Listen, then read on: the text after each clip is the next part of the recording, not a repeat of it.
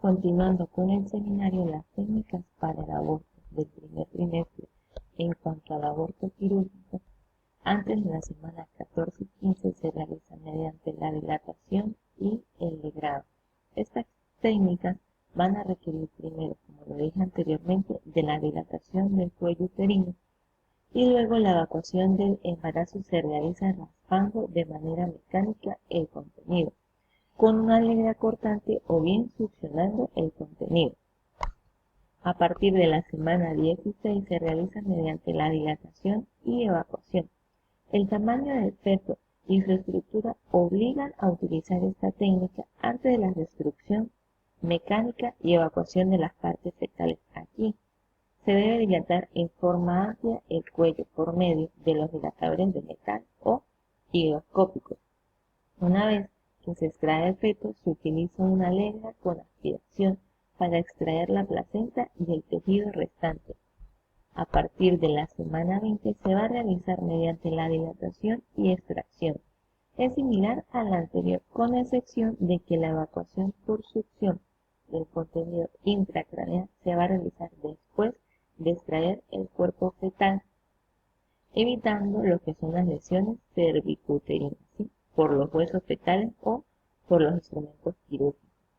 En cuanto a los dilatadores o la dilatación, los dilatadores higroscópicos, aquí estos van a atraer agua de los tejidos cervicales y se van a expandir, lo que dilata de manera gradual el cuello uterino.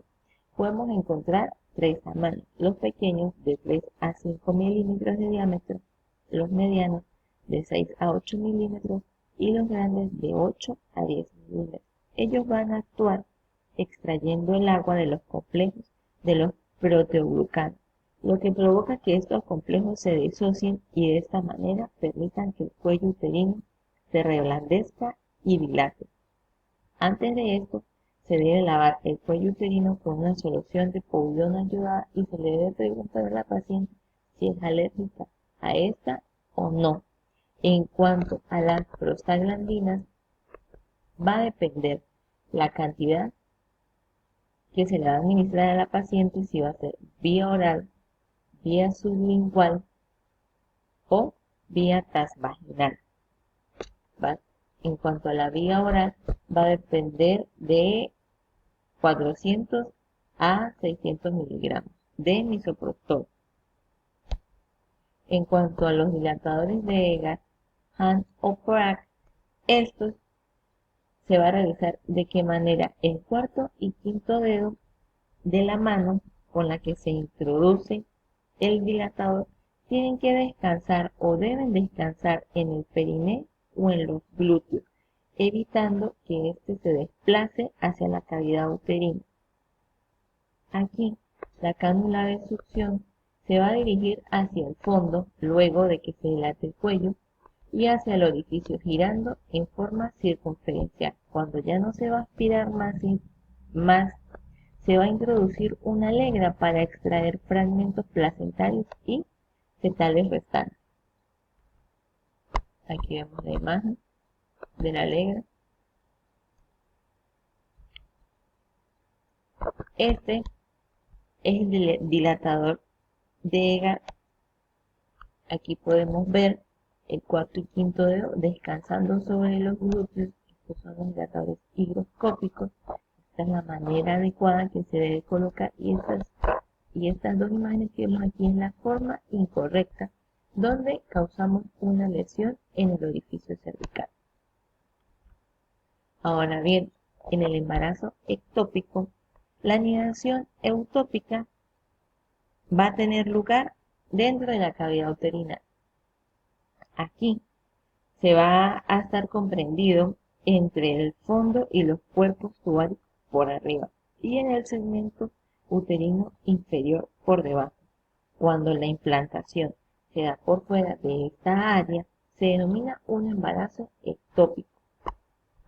En cuanto a los factores de riesgo, vamos a tener que una gestación ectópica anterior o previa representa el 12,5%.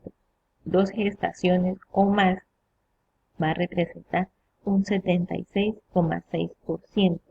una salpingectomía previa va a representar al 8,8%, una historia de esterilidad mayor a 2 años representa el 5%, una enfermedad inflamatoria pélvica un 3,4%, una concepción con DIU un 3% y una edad materna entre los 35 y 39 años en adelante un 2,5%.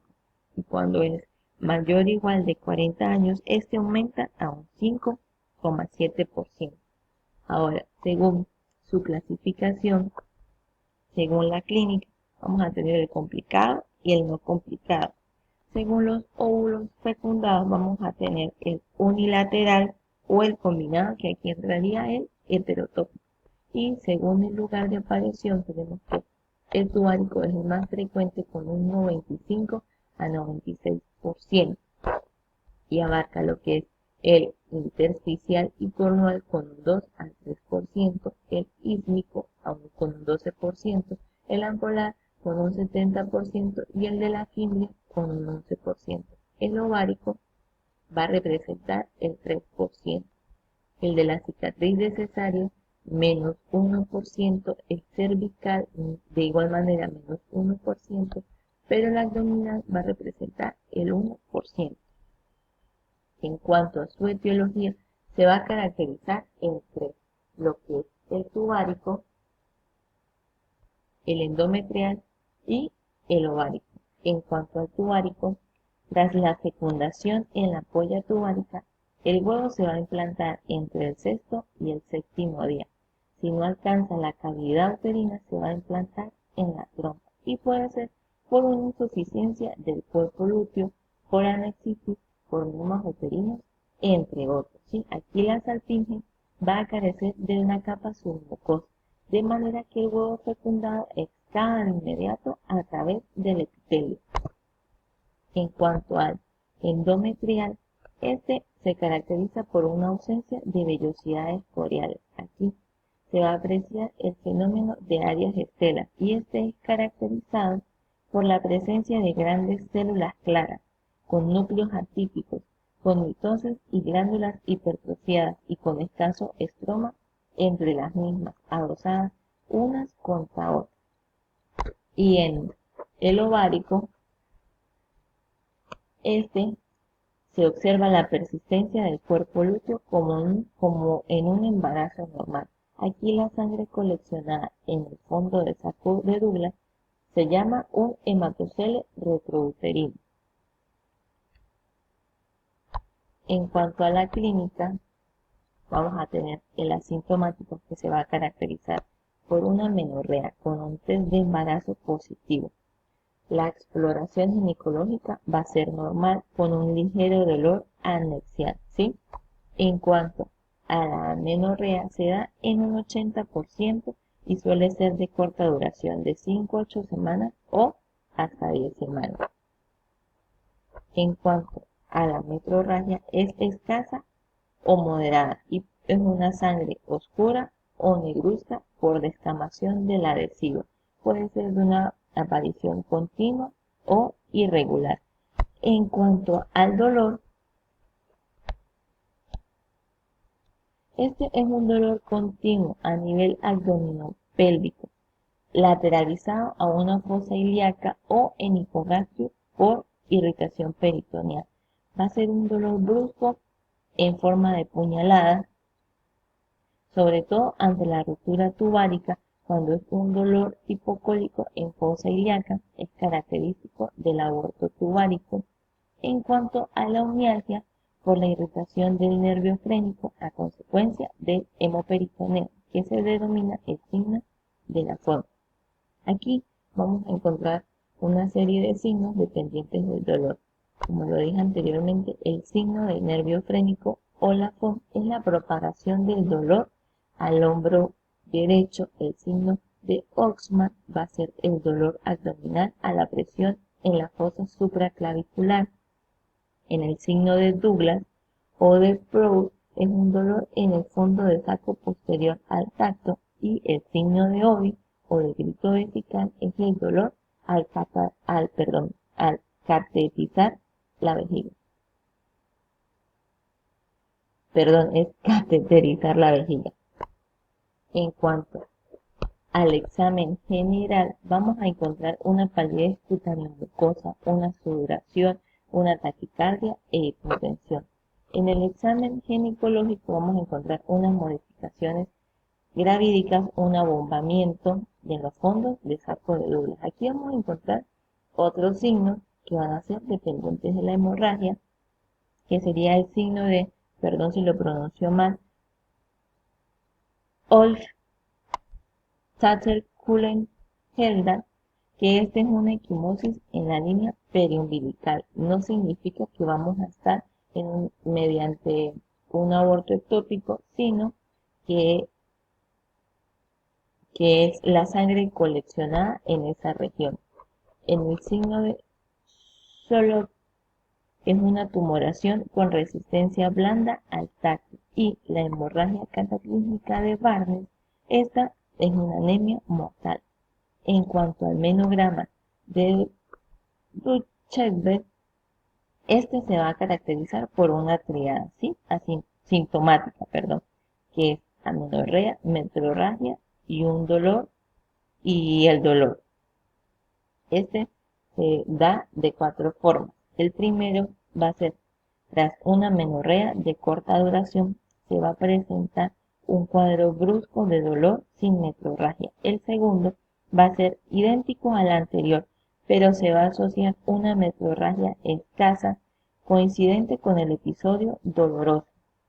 El 3 va a existir un sangramiento como la menstruación, coincidente con implantación ovular. No va a existir amenorrea. Posteriormente se da el cuadro de dolor con la metrorragia escasa. En cuanto al cuarto, que no va a ser del menograma de Bichette, sino de Galvis, va a aparecer con un cuadro de sangramiento escaso, ¿sí?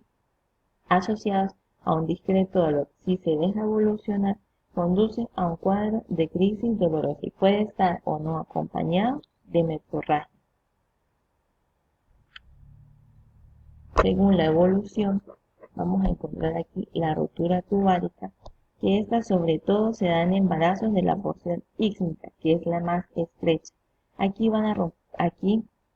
rompe la salpinge en algún momento, puede ser de forma espontánea, como consecuencia de una presión externa o ante un incremento de la presión intraabdominal.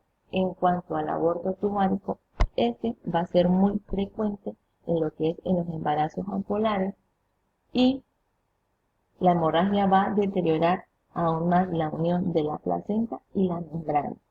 Cuando la separación es completa, los productos de la concepción salen a través de la fimbria hacia la cavidad peritoneal.